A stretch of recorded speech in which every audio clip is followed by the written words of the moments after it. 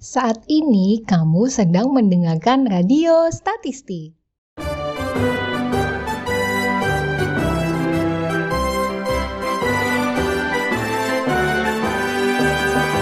Halo semuanya, selamat datang dan selamat bergabung di Radio Statistik bersama saya, Siva Ahnia Rahma. Oke guys, buat kalian semua yang baru nonton channel ini, Radio Statistik adalah salah satu proyek, salah satu inovasi dari BPS Kabupaten Tanah Laut Provinsi Kalimantan Selatan yang bertujuan untuk memasyarakatkan statistik dan menstatistikkan masyarakat. Kami hadir untuk membahas beragam isu seputar statistik dengan cara yang sederhana dan juga menghibur. Nah, di episode kali ini spesial banget karena kita akan membahas yang cantik-cantik. Apa ya? Is it about women? No, it's not. Hari ini kita akan membahas salah satu program dari Badan Pusat Statistik yang baru dilaksanakan pertama kali di tahun 2021, yaitu Desa Cantik.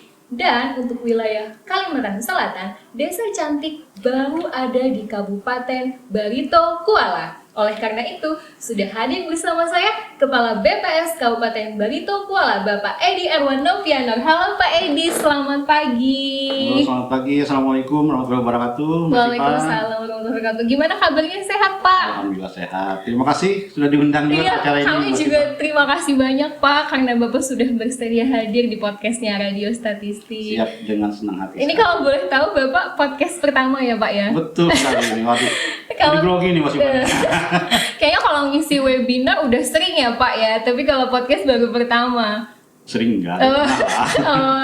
Spesial banget berarti. Dan Bapak juga tamu pertama nih Pak di studionya Radio Statistik Tanah Laut. Itu. Waduh, luar biasa sekali ya. Iya, jadi spesial banget dan kami juga mau mengucapkan terima kasih kepada Ibu Pimpinan Ibu Misnawati yang sudah mengizinkan ruangan ini didekorasi untuk ruang podcast. Oke Pak Edi Erwan. Jadi hari ini kan kita mau membahas salah satu programnya BPS nih ya Pak ya. Dan itu baru pertama ya Pak Edi dilaksanakan ya di Betul, tahun baru 2021 yaitu program Desa Cantik. Betul. Nah, itu sebenarnya apa sih Pak Desa Cantik itu dan apa tujuannya? Oh iya. Desa Cantik ya. Itu sebenarnya adalah singkatan dari Desa Cinta Statistik. Oke. Nah, ini adalah sebuah program quick win mandatori dari BPS. Jadi setiap lembaga itu diminta oleh Kemenpan memunculkan beberapa quick win yang akan ditonjolkan di setiap lembaga. Nah, BPS untuk tahun 2001 menunjukkan yang namanya program Desa Cantik, Desa Cinta Statistik. Oh. Nah, apa itu Desa Cantik? Itu adalah sebuah inisiasi untuk kita mengorganisasi standarisasi data di tingkat desa, sehingga prestasi sektoral di tingkat desa itu lebih bagus lagi. Nah, seperti itu Mas Ipa. Kemudian siapa yang akan melaksanakan? Tentunya BPS, karena itu adalah sebuah quick win-nya BPS. Kalau tujuannya sendiri berarti gimana nih Pak? Jadi kalau kita melihat kenapa BPS menginisiasi program Desa Cantik, nah kita melihat dari amanat yang diemban oleh BPS adalah sebagai pembina statistik sektoral. Okay. Nah tentunya ini sebuah kewajiban dari BPS untuk melakukan pembinaan sektoral. Di sisi lain gitu ya, kita melihat bahwa desa itu mempunyai peran strategis dalam mendukung pembangunan nasional. Benar. Karena sekarang ada sebuah ini adalah membangun dari desa. Nah, tentunya fokus kita sekarang ke desa. Gitu kan. Nah, jadi terkait dengan tanggung jawab BPS untuk pembinaan sektoral, akhirnya BPS ingin melakukan pembinaan statistik di tingkat desa untuk menunjang sistem statistik nasional. Oke Pak Edi. Nah ini saya juga dapat informasi kalau ternyata Desa Cantik ini kan memang tidak di semua desa di seluruh Indonesia ya. Nah ini kalau boleh tahu ada berapa desa di Indonesia dan juga di Barito Kuala sendiri nih di desa mana saja nih Pak yang terpilih sebagai Desa Cantik? Nah, memang untuk kegiatan Desa Cantik di tahun 2021 tentunya karena ini adalah semacam inisiasi awal ya. Jadi BPS menetapkan 100 desa sebagai awalan, sebagai contohan. Benar, contohan 100 nah, desa. Jadi di-SK-kan 100 desa cantik di seluruh Indonesia. Okay. Berdasarkan usulan masing-masing BPS se-Indonesia. Nah, untuk Kalimantan Selatan itu alhamdulillah berhasil kita mengusulkan 3 desa dan kebetulan semuanya di Barito Kuala. Yaitu adalah Desa Antasan Segara di Kecamatan Magastana, kemudian Desa Jangkit Timur di Kecamatan Jangkit, dan Desa Andi Serapat Muara di Kecamatan Anjir Muara. Oke, jadi ini benar-benar kesempatan emas sebenarnya ya untuk ketiga desa itu, selain menjadi percontohan, mereka juga bisa belajar tentang statistik ya Pak ya. Oke, nah ini Pak, ada nggak sih kriteria tersendiri gitu atau keunggulan dari 3 desa itu yang pada akhirnya, kan desa banyak yang di Barito Kuala, akhirnya terpilih gitu 3 desa itu, ada kriteria khusus nggak Pak dalam pemilihan desa?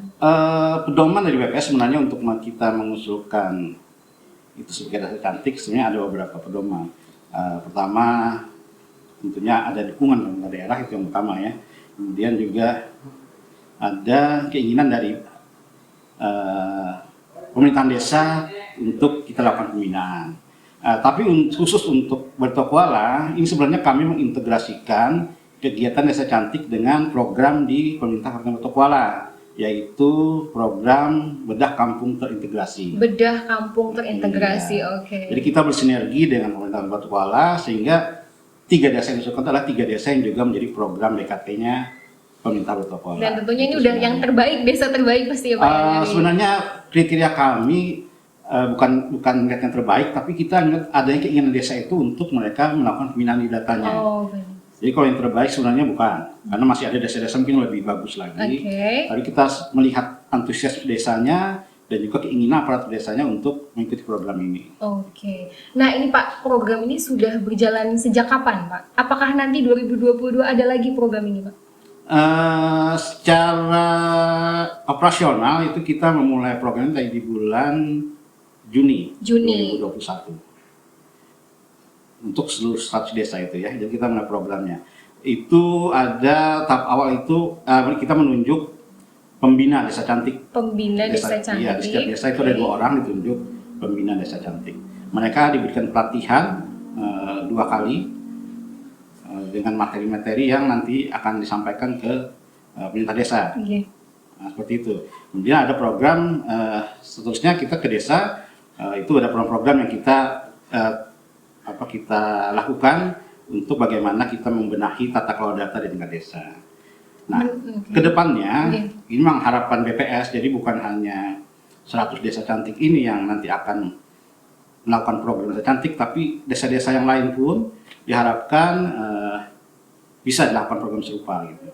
Jadi ini mungkin cuma inisiasi awal aja ya Pak ya, nanti harapannya desa-desa yang lain juga akan mengikuti program ini. Nah ini kalau saya boleh cerita juga. Boleh Pak. Jadi 3 desa ini rencana juga 3 desa di Barito Kuala gitu ya.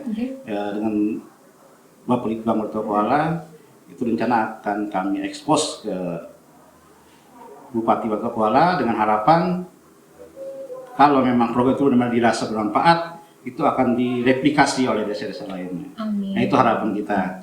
Dan tentunya juga tidak menutup juga kesempatan bagi desa-desa di Kalimantan Selatan. Berarti mungkin di tanah laut bisa juga ya Pak ya? Jadi seluruh desa di Indonesia mungkin dengan kalau melihat manfaat program desa cantik ini, itu kita berharap mereka juga akan mereplikasi. Berarti kalau desa ini mungkin karena sudah melihat dari Barito Kuala, mereka terinspirasi, kemudian mereka mungkin menyiapkan anggaran sendiri, jadi bisa saja ya kerjasama ini dilakukan ya? Betul, diharapkan. Memang kita mengharapkan bahwa kegiatan ini mandiri dilakukan desa.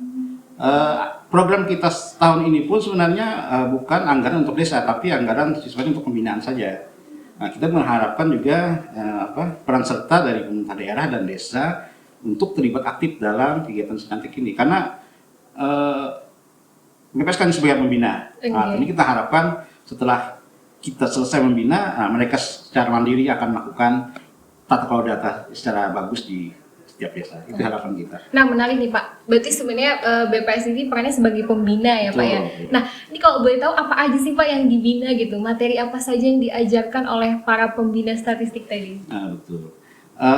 Kalau secara singkatnya begini, jadi pertama kita ke desa itu melakukan inventarisasi data apa saja yang mereka punya, kemudian apa lagi yang mereka butuhkan, dan bagaimana mereka menata data-data yang sudah ada maupun data-data nantinya akan mereka perlukan.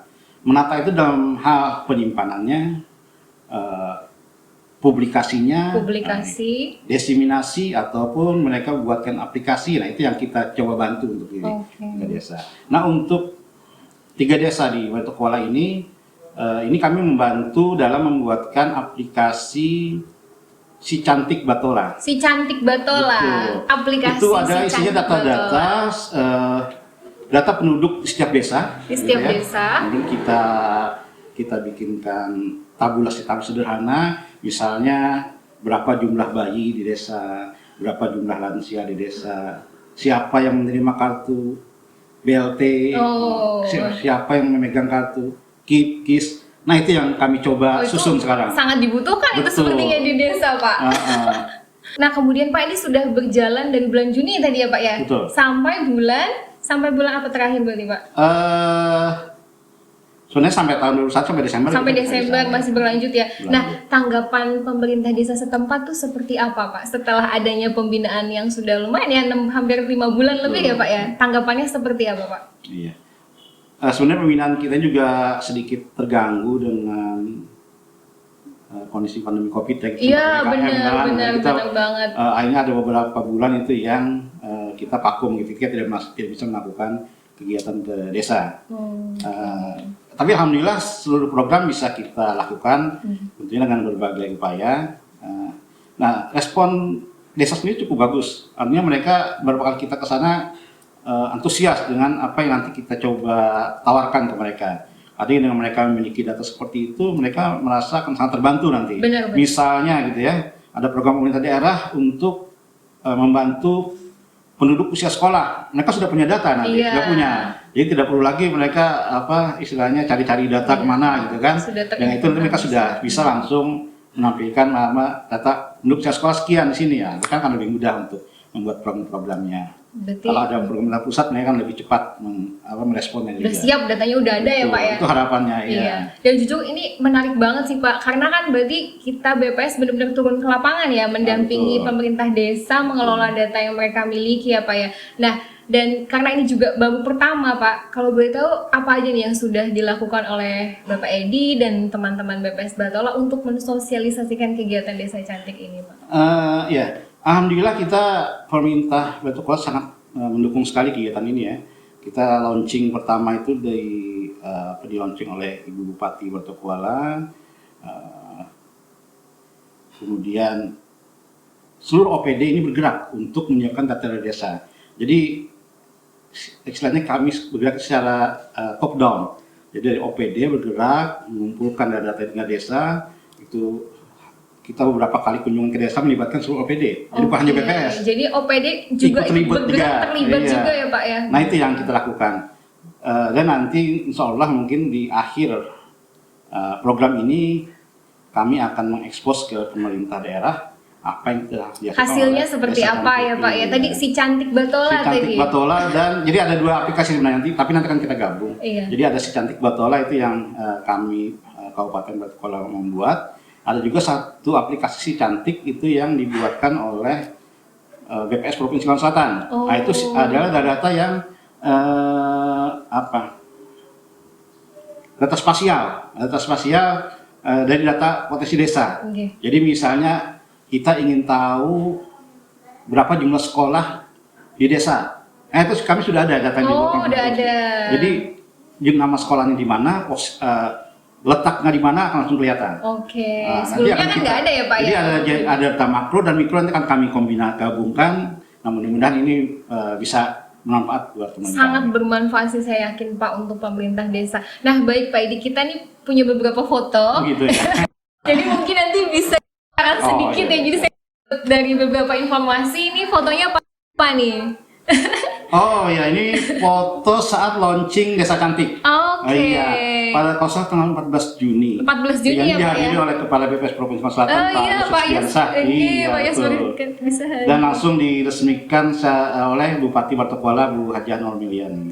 Nah ini ada lagi nih Pak, ini pada saat apa nih Pak? Nah ini saya cerita saat kita koordinasi dengan OPD. Nah ini di Bapelitbang.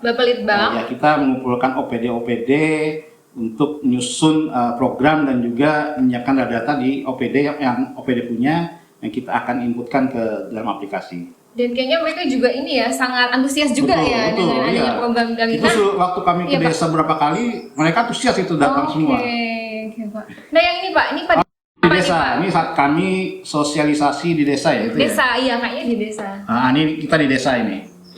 Nah, ini kalau ini workshop. Jadi workshop untuk menginput dan memverifikasi data.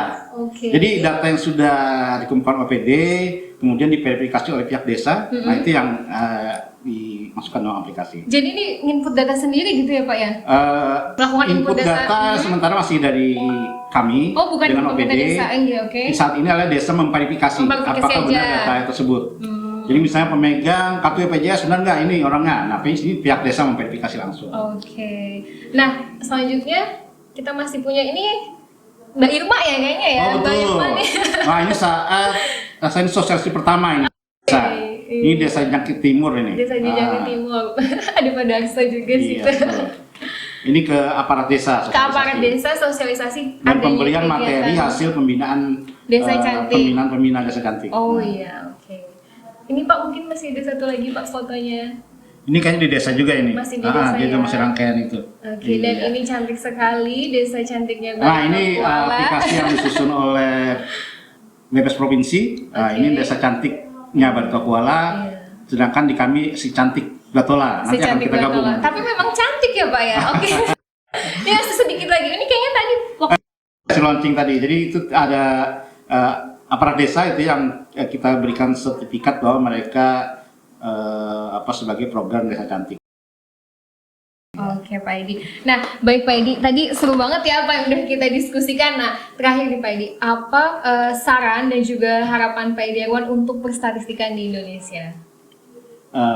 Baik Mbak Siva ya. Kita harus ingat sekarang arah perubahan BPS yang terbaru gitu ya. Salah satunya adalah kita melakukan pembinaan statistik sektoral secara lebih intensif. Itu arah perubahan BPS, pas saya tidak salah ya, nanti tolong dicek lagi. Nah tentunya ini membutuhkan peran serta kita semua, keaktifan kita semua, dan tanggung jawab kita semua agar perubahan yang diinginkan oleh BPS ini tercapai. Pembinaan statistik sektoral salah satunya tadi kita ke desa, ini akan harus lebih masif kita lakukan, bukan hanya desa, instansi vertikal, stakeholder terkait, swasta, itu harus lebih kita sosialisasikan mengenai sistem statistik nasional. Nah, tentunya harapan kita dengan kita seluruh insan BPS berperan aktif untuk melakukan pembinaan sektoral, harapan bahwa BPS berubah untuk menjadi BPS kelas dunia akan lebih cepat tercapai. Amin. Begitu, Mbak Siva. Baik, terima kasih. Oke teman-teman semuanya, tadi itu adalah yang sudah kita diskusikan. Jadi teman-teman semuanya, dengan adanya program Desa Cantik ini ya Pak Edi ya, ini juga menunjukkan bahwa BPS ini tidak sekedar menstatistikan masyarakat ya Pak ya, betul, tapi juga memasyarakatkan statistik. BPS ke lapangan, menggandeng pemerintah desa, memberikan pemahaman tentang statistik dengan harapan nantinya pemerintah desa dapat memanfaatkan data-data mereka sendiri untuk kesejahteraan masyarakatnya. Betul ya Pak ya? Karena saya yakin sekali Bapak Ibu semuanya, seluruh pemerintah desa pasti menginginkan yang terbaik untuk kesejahteraan masyarakatnya. Oke Pak Edi Irwan, terima kasih banyak ya Pak udah hadir di podcast Radio Statistik. Terima kasih telah diundang ke acara ini. Oke, mudah-mudahan Bapak. Sebuah kebanggaan buat saya. Kami juga Bapak, terima kasih. Mudah-mudahan Bapak sehat selalu, karirnya semakin baik, bersama dengan keluarga ya Pak ya, dan mudah-mudahan selalu dalam lindungan Allah Subhanahu wa Ta'ala. Dan buat kalian semua, thank you so much buat yang udah nonton episode kali ini. Jangan lupa like, comment, and subscribe YouTube channel ini ya. Dadah!